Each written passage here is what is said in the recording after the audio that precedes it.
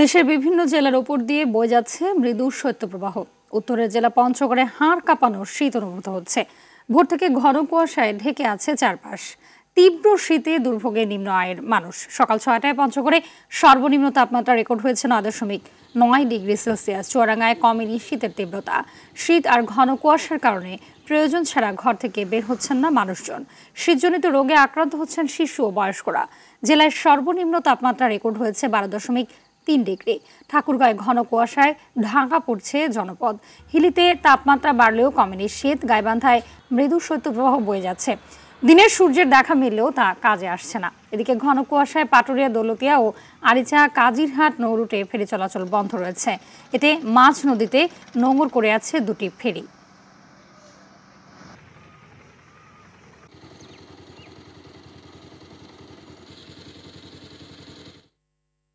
দর্শক, এ বিষয়ে বিস্তারিত জানাতে চুয়াডাঙ্গা থেকে সরাসরি যুক্ত হচ্ছেন সহকর্মী জহির রায়হান সোহাগ।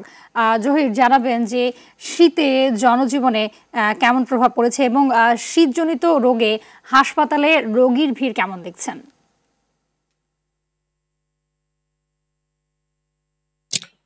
হাবিবা, প্রথমে একটা বিষয় জানিয়ে রাখি যে আজকে কিন্তু কুয়াশার চাপটা কিন্তু বেশি।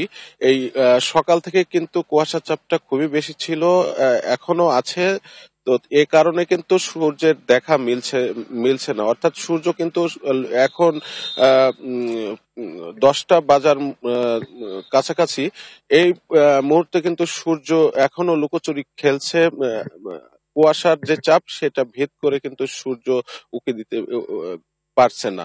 তো এ কারণে কিন্তু শীতের যে তীব্রতা সেটা কিন্তু কমেনি। একই সাথে যে হিমেল হাওয়ার যে দাপট, এটি শীতের তীব্রতা কয়েক গুণ বাড়িয়ে দিয়েছে। এতে কিন্তু সবচেয়ে বেশি বিপাকে পড়েছেন কৃষিজীবী যারা আছেন, কৃষকরা কিন্তু সবচেয়ে বেশি বিপাকে পড়েছেন। কৃষিকাজ কিন্তু চরমভাবে কিন্তু ব্যাহত হচ্ছে।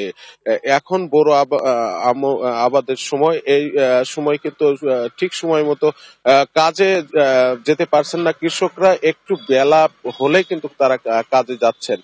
আর হাসপাতালগুলোতে কিন্তু শীতজনিত রোগীর সংখ্যা বেড়ে চলেছে। বিশেষ করে চুয়াডাঙ্গা সদর হাসপাতাল, উপজেলা স্বাস্থ্য কমপ্লেক্সে আমরা দেখেছি যে রোগীর চাপ বহির্বিভাগে এবং আন্তঃবিভাগের দুই বিভাগেই অনেক বেশি। এর মধ্যে কিন্তু শিশু ও বয়স্কদের সংখ্যাই কিন্তু বেশি বলে জানিয়েছেন হাসপাতাল কর্তৃপক্ষ। এক্ষেত্রে কিন্তু বাড়তি সতর্কতা অবলম্বনের জন্য বারবার তাগাদা দিচ্ছেন চিকিৎসকরা।